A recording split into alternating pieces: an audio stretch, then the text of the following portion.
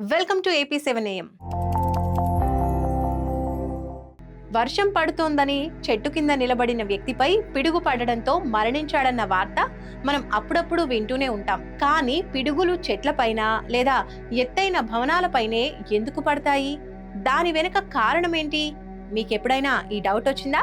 అయితే రండి, దాని వెనుకున్న సైన్స్ ఏంటో తెలుసుకుందాం.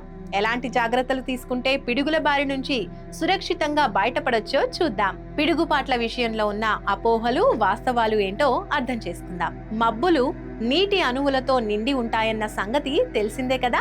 మబ్బులు గాలివాటానికి కదిలినప్పుడు అందులోని నీటి అణువులు పరస్పరం ఢీకొని విద్యుత్ ఆవేశానికి లోనవుతాయి. దీంతో అణువులన్నీ పాజిటివ్, నెగిటివ్ అయాన్లుగా మారతాయి. పాజిటివ్ అయాన్లు మబ్బు పైభాగంలో, నెగిటివ్ అయాన్లు కింది భాగంలో ఉంటాయి.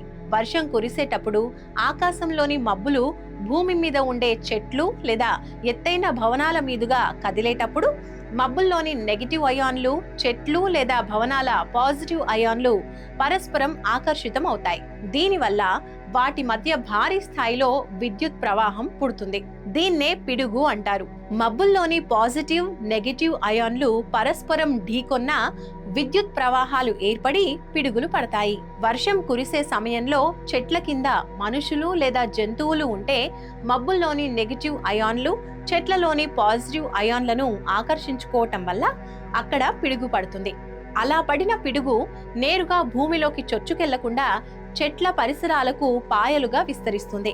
చెట్లతో పోలిస్తే మనుషుల్లో పాజిటివ్ అయాన్లు ఎక్కువగా ఉన్నందున ఆ సమయంలో చెట్ల పక్కన ఉండే మనుషులు, జంతువులను పిడుగులు తాకుతుంటాయి. ఫలితంగా కేవలం కొన్ని మిల్లీ సెకండ్లలోనే మరణం సంభవిస్తుంది. పిడుగులు రకాలు: direct strike, side flash, ground current, conduction, streamers అనే 5 రకాలుగా పిడుగులు మనుషులు లేదా జంతువులను తాకుతాయి. ఖాళీ ప్రదేశాల్లో వెళ్తున్నప్పుడు మనిషి లేదా జంతువుపై పిడుగు పడితే దాన్ని డైరెక్ట్ స్ట్రైక్ అంటారు.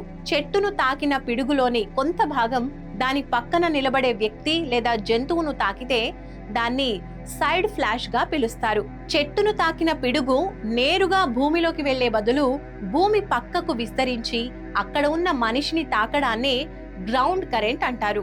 పిడుగు పడిన చెట్లు లేదా భవనాల పరిసరాల్లో తీగలు లేదా ఇతర మెటల్ వస్తువులు ఏవైనా ఉంటే వాటి మీదుగా పిడుగులోని విద్యుత్ ప్రవహిస్తుంది. మెటల్ వస్తువులను ఎవరైనా ముట్టుకుంటే విద్యుత్ షాక్ కు గురవుతారు.